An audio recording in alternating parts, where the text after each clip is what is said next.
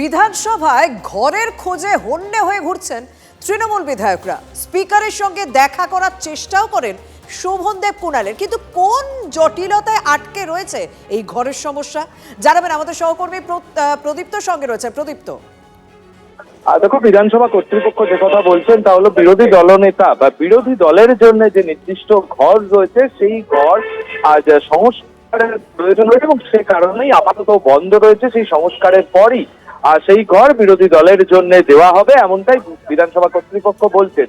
যদিও কুণাল ঘোষ, শোভনদেব চট্টোপাধ্যায়রা তাদের বক্তব্য আজকে তারা শুধুমাত্র স্পিকারের সঙ্গে 2-1 মিনিট কথা বলতে চেয়েছিলেন, তাদেরকে কথা বলতে দেওয়া হচ্ছে না, এই অভিযোগ তারা করছেন। এবং এই অভিযোগ তুলে তৃণমূল কংগ্রেসের 80 জন বিধায়কের মধ্যে মাত্র 2 জন বিধায়ক যারা বিধানসভার স্পিকারের ঘরের সামনে অবস্থান করছেন এই মুহূর্তে, এবং বিধানসভার স্পিকার তার নির্ধারিত যে চেম্বার রয়েছে, যে ঘর রয়েছে, সেখানেই তিনি প্রয়োজনীয় কাজকর্ম সারছেন। এখন ঘরের সামনে বসে রয়েছেন দুই বিধায়ক, তৃণমূল কংগ্রেসের দুই বিধায়ক শোভনদেব চট্টোপাধ্যায় এবং কুণাল ঘোষ।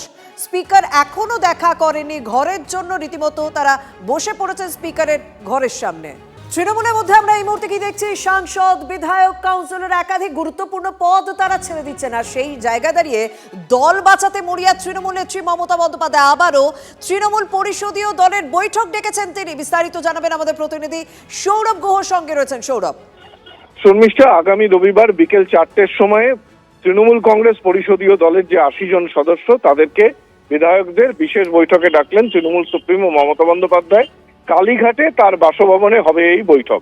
এ নিয়ে 1 মাসের ভেতরে 3 বার এই বিধানসভার পরিষদীয় দলের বৈঠক ডাকলেন তিনি, যখন রাজনৈতিক মহলে চর্চা চলছে যে তৃণমূল কংগ্রেসের এই বিধায়কদের মধ্যে একটা বড় অংশ চলে যেতে পারে বিজেপিতে, তা নিয়ে প্রতিদিন আলোচনা হচ্ছে, অনেকেই মুখ খুলছেন। সেই আবহে 1 মাসের ভেতরে তৃতীয়বার 1 মাসে 3 বার বিধায়কদের নিয়ে বৈঠক ডাকলেন তৃণমূল নেত্রী। অনেক ধন্যবাদ সৌরভ। অবশেষে সদয় প্রকৃতি, জেলায় জেলায় ঝড় বৃষ্টির খবর পাওয়া যাচ্ছে। কোন কোন জেলায় বৃষ্টির পূর্বাভাস রয়েছে জানাবেন আমাদের প্রতিনিধি কমলেশ সঙ্গে রয়েছেন। কমলেশ, দেখো, শেষ দুপুর মানে মোটামুটি বিকেল থেকে ঝাড়খণ্ড এবং উড়িষ্যা থেকে বজ্রগর্ভ মেঘ আমাদের দক্ষিণবঙ্গে ঢুকছে। পুরুলিয়া, ঝাড়গ্রাম, পশ্চিম মেদিনীপুর, খানিকটা পূর্ব মেদিনীপুর, কিছুটা পশ্চিম বর্ধমান, পূর্ব বর্ধমান, কিছুটা হুগলি, এই জেলাগুলোতে বৃষ্টি হয়েছে এবং তাপমাত্রা বেশ খানিকটা কমেছে। এই মুহূর্তে হাওড়ায় বৃষ্টিপাতের পূর্বাভাস দিয়েছে আবহাওয়া দপ্তর। সন্ধ্যের পর আরো কিছু জেলায় বৃষ্টি বাদলা হতে পারে এবং আগামী 2 দিন এই ঝড় বৃষ্টির পূর্বাভাস থাকছে। ফলে তাপমাত্রা যে চিরবিরানি গরমটা ছিল সেটা অনেকটাই কমবে, সাময়িকভাবে হলেও বেশ খানিকটা স্বস্তি পাবে দক্ষিণবঙ্গের মানুষজন। শর্মিষ্ঠা, ধন্যবাদ।